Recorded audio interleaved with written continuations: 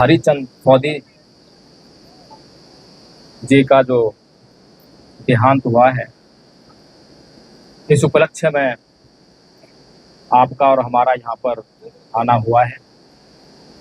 कुछ लोग इसको शांति पाठ कहते हैं, बौद्ध लोग इसे परित्राण पाठ कहते हैं, और कुछ भी और भी अन्य परंपराएं हैं जो अपने अपने हिसाब से कुछ न कुछ कहती होंगी।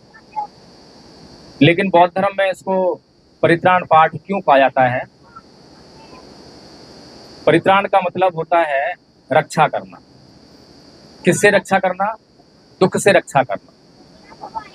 क्योंकि परिवार के भीतर से हमारा प्रियजन चला गया है, उसके बिछुड़ने का जो दुख परिवार पर आया है, उस दुख से परिवार की कैसे रक्षा हो, इसके लिए जो है ये परित्राण पाठ कराया जाता है। ये परित्राण पाठ आप लोगों के बीच में अभी जो मैंने चैंटिंग की है वो पाली भाषा में की है, जो आपको समझ में नहीं आई होगी। भगवान बुद्ध के समय में यही भाषा आम बोलचाल की भाषा थी। जैसे आज हम हिंदी बोलते हैं, आपके यहाँ थोड़ा सा और अलग टाइप की हिंदी बोली जाती है। तो जो आपके यहाँ हिंदी बोली जाती है, ऐसी ही भाषा जो है भगवान बुद्ध के समय में मगध और उसके आसपास क्षेत्रों में बोली जाती थी। इसीलिए चैंटिंग जो है पाली में बोली जाती है। और पाली में बोलने का एक और मतलब है, इसका एक और उद्देश्य है, ताकि पूरी दुनिया में कहीं पर भी बौद्ध लोग इकट्ठा हों तो एक ऐसी भाषा में वो बात कर सकें, एक ऐसी भाषा में अपने भाव व्यक्त कर सकें जो सबके लिए एक समान हो। तो पूरी दुनिया में या तो हम अंग्रेजी को जानते हैं जो पूरी दुनिया में बोली जाती है, उसके बाद जो है पाली भाषा, जहाँ भी चैंटिंग होती है, जहाँ भी भगवान बुद्ध के जो सूत्र हैं उनका वाचन होता है, वो सब पाली में होता है। तो इसीलिए आज हम जो तत्वलीन हरिचंद जी हैं, जब हमारे बीच में नहीं रह गए हैं, उन्होंने अपने जीवन में अपने परिवार को उसका लालन पोषण करने के लिए अथक प्रयास किए। जो भी उनसे बन सका वो उन्होंने किया, और आज हम उनके अथक प्रयासों का ही ये परिणाम देख रहे हैं कि आज उनका जो परिवार है वो संपन्नता में है। किसी भी प्रकार का अभाव मुझे लगता है इस परिवार में नहीं होगा। तो ये सब जो कृपा आशीर्वाद तत्वलीन हरिचंद जी का रहा, इसीलिए आज परिवार शोकाकुल है। क्योंकि जिसने इतना कुछ किया उसके प्रति हम क्या कर सकते थे, ऐसे भाव हमारे मन में आते हैं कि हमें बहुत कुछ करना है। लेकिन अभी बाबा जी बात कर रहे थे सत्य की। सत्य की बात करना आसान है और सभी को जो है ये अच्छा लगता है कि सत्य बोला जाए, लेकिन जब सत्य सामने प्रकट होता है तो हमारे कई बार बस की नहीं रहता कि उस सत्य को हम स्वीकार कर लें। जैसे ही कोई बच्चा कहीं पर पैदा होता है तो एक सच्चाई जो है तभी तमाम संसार को मालूम हो जाती है कि जो बच्चा पैदा हुआ है ये एक दिन मरेगा। सभी को मालूम होता है। और ये बच्चा जो है कब मरेगा, हो सकता है कि पैदा होते ही मर जाए, ऐसा होता भी है। बहुत सारे बच्चे पैदा होते ही मर जाते हैं, माँ के गर्भ में मर जाते हैं, पैदा होने के एक दिन बाद मर जाते हैं, 1 साल बाद मरते होंगे, 10 साल बाद, 100 साल बाद, कभी ना कभी तो मरेगा। ये सबको पता होता है। लेकिन फिर भी क्योंकि ये संसार नाना प्रकार के झूठों में जीने का आदी हो गया है, तो जो सत्य है, सत्य को हमने जान लिया। इस संसार में ऐसा कोई व्यक्ति नहीं है, जब किसी के घर पे कोई बच्चा पैदा हो और उस परिवार के लोगों से ये पूछें कि क्या आपको पता है कि ये जो बच्चा जो पैदा हुआ है एक दिन मरेगा भी। अगर आप उस परिवार से ये प्रश्न उस समय करेंगे तो जवाब क्या आएगा? आपके प्रति रोष आएगा, क्रोध आएगा। अरे इस परिवार में अभी खुशियां आई हैं और तू इन खुशियों में जो व्यवधान डाल रहा है, तू दुख की बात कर रहा है, तू शोक की बात कर रहा है। तो मैंने भी कहा था कि सत्य की बात करना आसान है, सच बोलो, सत्य को पहचानो, ये बातें करना बड़ा अच्छा लगता है, लेकिन जब सत्य सामने प्रकट हो जाता है तो अच्छों की उस सत्य को स्वीकार करने में हालत खराब हो जाती है। अब जब जिस परिवार में बच्चा पैदा हुआ है, उसी परिवार में जाकर हम ये बोल दें कि भाई ये पैदा तो हुआ है, एक दिन मरेगा भी, हो सकता है इसी क्षण मर जाए, हो सकता है कल मर जाए, हो सकता है 10 साल बाद मर जाए। अगर ये सच्चाई किसी भी व्यक्ति ने उस परिवार को जाके बताई तो वो परिवार जो है उस व्यक्ति का क्या हाल करेगा मुझे कहने की जरूरत नहीं है। लेकिन होता क्या है, परिवार में बच्चा पैदा हुआ, तुरंत ही ढोल नगाड़े बजने लग जाते हैं, जश्न शुरू हो जाता है, डीजे लगाकर नाचने लगते हैं, और नाचते नाचते नाचते खबर आती है कि बच्चा बीमार पड़ गया। बीमार तो पड़ते हैं, बच्चा बीमार पड़ गया, तो वो जो खुशी का माहौल था अपने आप ही मातम में तब्दील हो जाता है, दुख का माहौल हो जाता है। किसी ने कहा नहीं है, किसी ने भी नहीं कहा आकर कि आप दुखी हो जाइए, आप खुशी मत मनाइए, लेकिन प्रकृति है, प्रकृति जो है सत्य को आपके सामने प्रकट करती ही है। आप चाहे कितना भी पीछा सत्य छुड़ाइए, आप चाहे कितना भी भ्रम में जी लीजिए, चाहे कितना भी झूठ का साथ ले लीजिए, चाहे आपको कोई कितने ही वादे करे, कितने ही कस्में खाकर वादे करे कि मैं आपको कोई दुख नहीं होने दूंगा, मैं आपके बच्चे को जीवित कर दूंगा, इतनी बड़ी बड़ी बातें करने वाले भी जब प्रकृति अपना सत्य प्रकट करती है तो फेल हो जाते हैं। बच्चा पैदा हुआ है, एक दिन मरेगा, उसके जीवन में नाना प्रकार के रोग आएंगे, बुढ़ापा आएगा, सब कुछ आएगा, क्योंकि बुद्ध ने कहा है जाति भी दुखा, जरा भी दुखा, व्याधि भी दुखा, मरणम भी दुखं, शोक परिदेव दो मनस्युपाया सापी दुखा, यही विपयोगो दुखो, अप्येहि संपयोगो दुखो, यम्पि क्षणे लभति तम्पि दुखं, संकितेन पशुपादान खंदापि दुखा। कि संसार में जन्म लेना दुख है। भगवान बुद्ध ही एकमात्र ऐसे हैं, जानते भगवान बुद्ध को?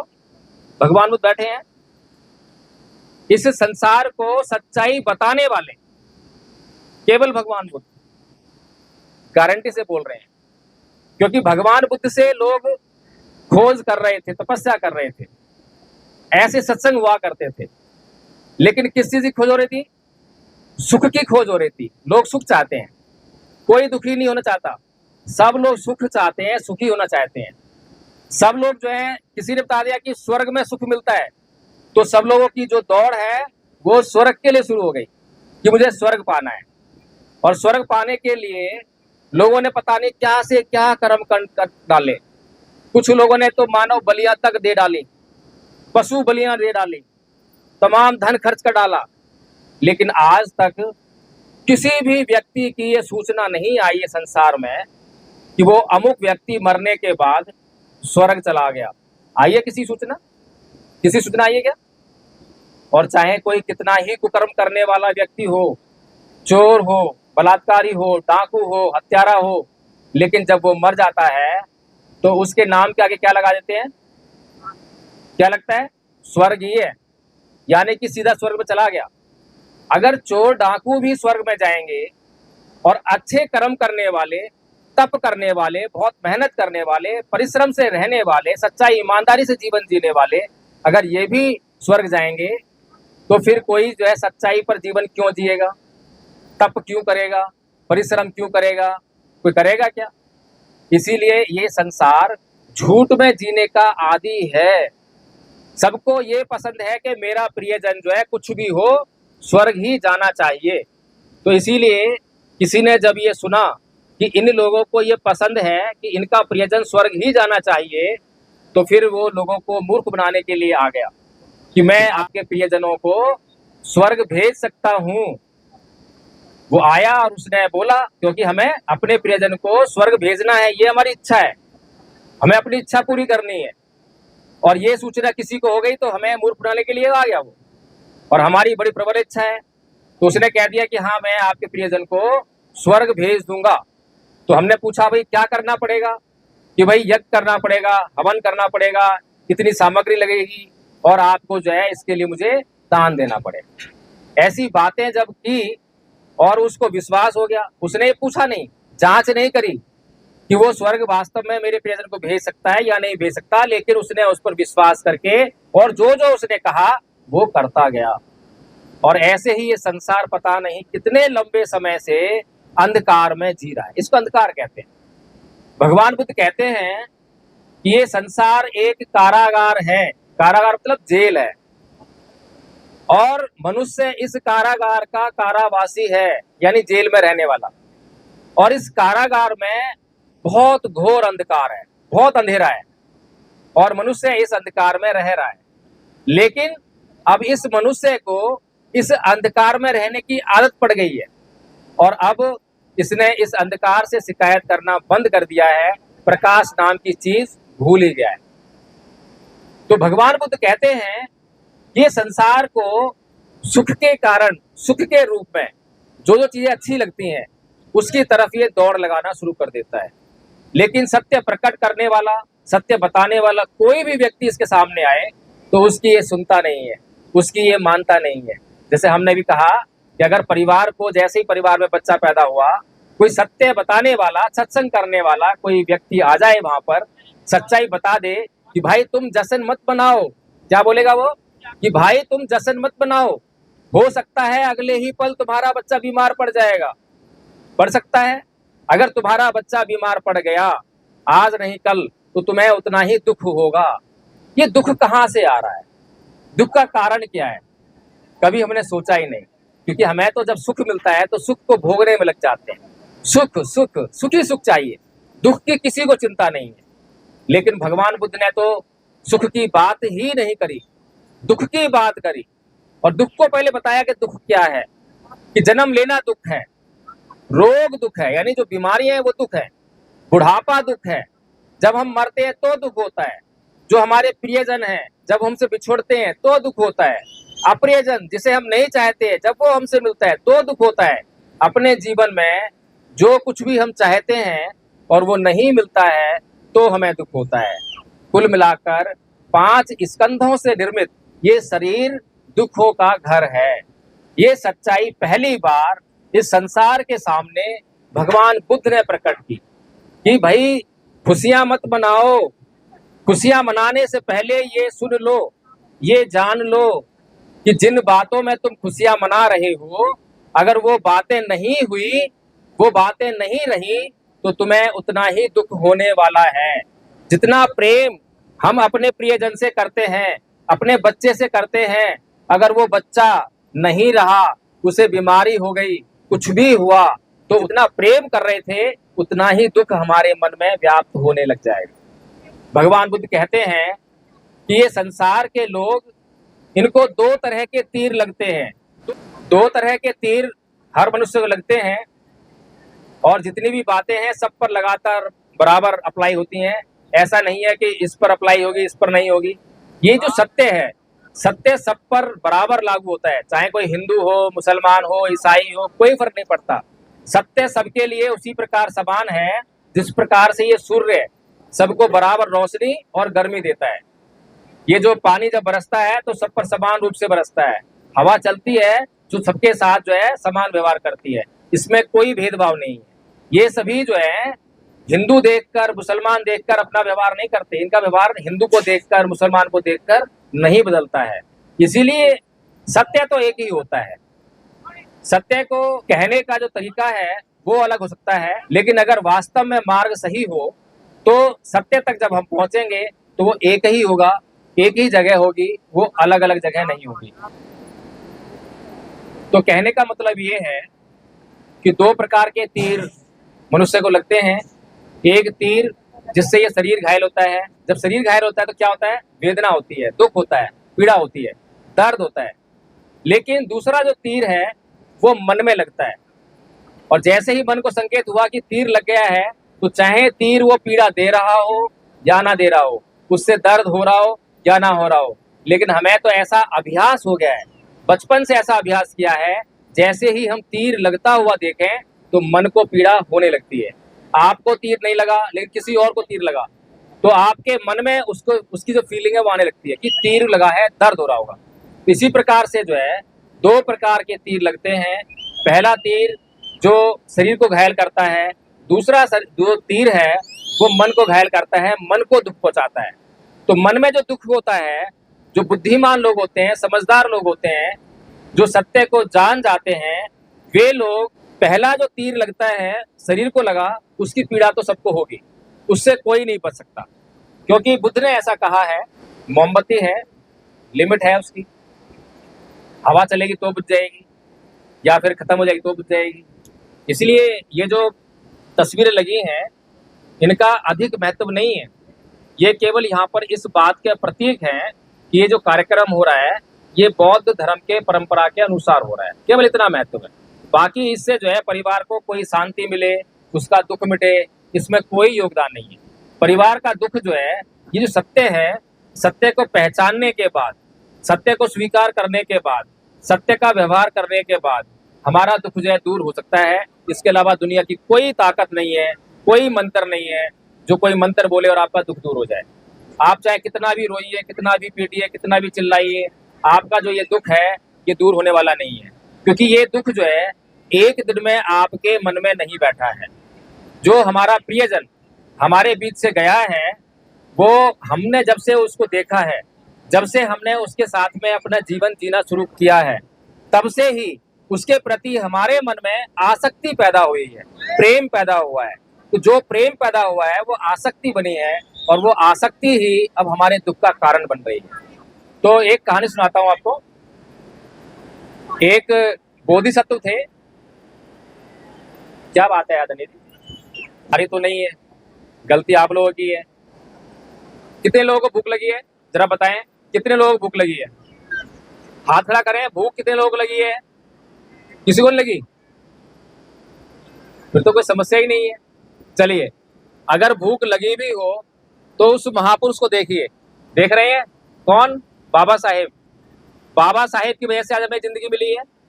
कितने लोग मानते हैं इस बात को कि बाबा से जिंदगी मिली है? मिली है। अच्छा, ये जिंदगी देने के लिए बाबा साहेब को कितना भूखा रहना पड़ा है पता है आप लोगों को? सुबह एक ब्रेड लेके जाया करते थे, एक ब्रेड, और उसको आधा सुबह खा लिया, आधा लंच में खा लिया, भूख मिट जाएगी आपकी?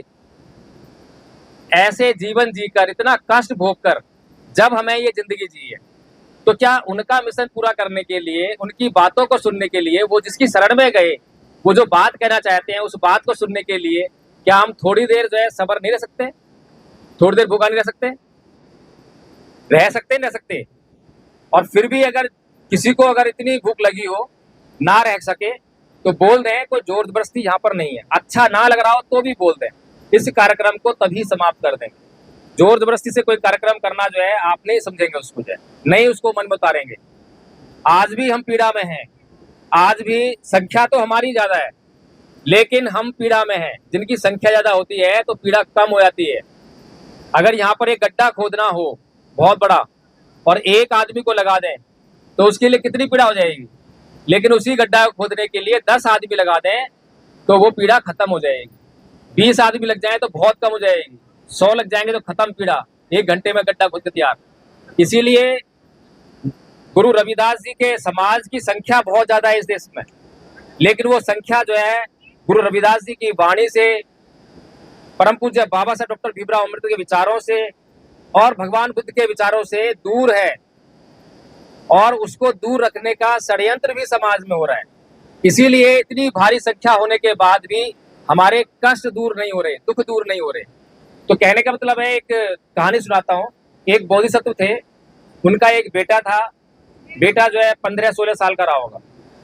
तो खेत में काम कर रहे थे, और खेत में काम करते करते उस बेटे को जो वहां कहीं खेल रहा था, उसको सांप ने काट लिया, और सांप ने काट लिया तो बेटा मर गया। बोधिसत्व ने देखा कि मेरा बेटा मर गया है, तो उसने उसकी लाश को जो है एक साइड में रखा। खाना खाना है क्या? खाना खाना है। जहां भी मैं, गुरु रविदास जी के जो लोग हैं वहां पर जब भी कार्यक्रम करने जाते हैं तो वहां पर कार्यक्रम पर किसी का ध्यान नहीं होता है, खाने पर। जबकि ये मृत्यु भोज में आएगा, ये जो खाना जो है मृत्यु भोज में आएगा, और मृत्यु भोज के लिए गुरुजी ने मना किया है। गुरुजी जिस बात के लिए मना कर रहे हैं उस बात से आप लोगों को कोई लेना देना नहीं है। गुरुजी की पूजा करना, गुरुजी की तस्वीर लगाना, ये गुरुजी की बातें नहीं है। गुरुजी का समाज जो है दुखी है, प्रताड़ित है। तो समाप्त करें आदरणीय जी, समाप्त करते हैं। चलिए ठीक है, चलिए ठीक है। तो अब आप एक काम करें, थोड़े थोड़े पुष्प लेंगे और पुष्प अर्पित करेंगे। सब्बे सत्ता सुखी हो तो सब्बे हो तो चाके